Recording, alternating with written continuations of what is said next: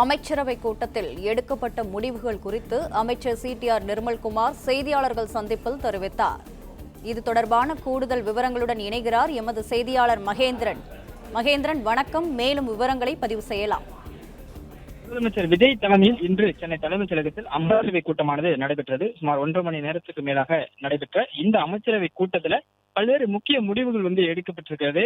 இந்த முடிவுகள் தொடர்பாக அமைச்சர் நிர்மல்குமார் செய்தியாளர்களை சந்தித்திருந்தார். அவர் அந்த செய்தியாளர் சந்திப்பில் தெரிவித்த தகவலின்படி 436 திட்டங்களை செயல்படுத்த அமைச்சர்களுக்கு முதலமைச்சர் விஜய் அறிவுறுத்தியிருப்பதாக அவர் குறிப்பிட்டிருக்கிறார்.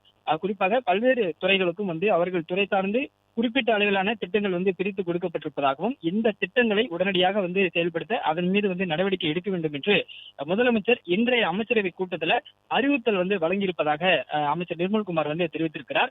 குறிப்பாக கஞ்சா குட்காவை ஒழிக்கக்கூடிய வகையில திட்டம் செயல்படுத்தப்பட உள்ளதாக தெரிவித்திருக்கிறார்.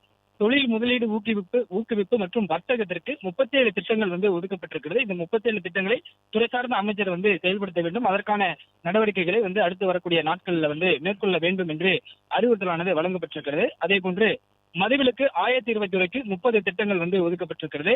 வேளாண் துறை, பால்வளம், மீன்வளத்துறைக்கு தலா 27 திட்டங்கள், ஒவ்வொரு துறைக்கும் 27 திட்டங்கள் ஒதுக்கப்பட்டிருக்கிறது. இந்த 436 திட்டங்கள்ல ஒவ்வொரு துறைக்கும் திட்டங்கள் பிரித்து ஒதுக்கப்பட்டிருக்கிறது. அந்த வகையில வேளாண் துறைக்கும் பால்வளத்துறை, அதே போன்று மீன்வளத்துறைக்கு ஒவ்வொரு துறைக்கும் தலா 27 திட்டங்கள் ஒதுக்கப்பட்டிருக்கிறது. சுற்றுலாத்துறைக்கு 26 திட்டங்கள் கொடுக்கப்பட்டிருப்பதாகவும், பள்ளி கல்வித்துறைக்கு 20 திட்டங்கள் கொடுக்கப்பட்டிருப்பதாகவும் அவர் தெரிவித்திருக்கக்கூடிய இந்த தகவல் மூலம் நமக்கு தெரிய வருகிறது.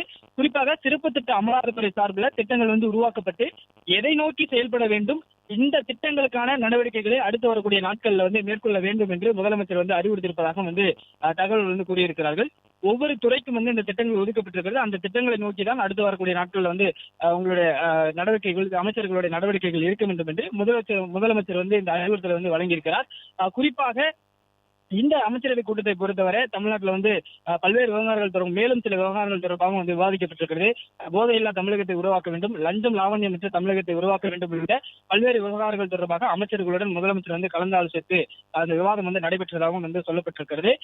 இந்த நிதிநிலை அறிக்கை எப்போது தாக்கல் செய்வது உள்ளிட்ட விவகாரங்கள் தொடர்பாகவும் இன்றைய அமைச்சரவை கூட்டத்தில் ஆலோசனை செய்யப்பட்டதாக தகவல் சொல்லப்பட்டிருக்கிறது.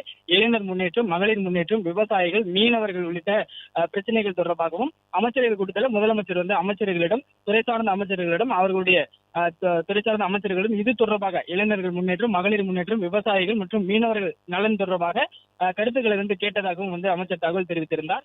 பிளே ஸ்டோர் மற்றும் ஆப் ஸ்டோரில் இருந்து பாலிமர் செயலியை QR கோடு மூலம் பதிவிறக்கம் செய்யுங்கள். செய்திகளை உடனுக்குடன் பெறுங்கள்.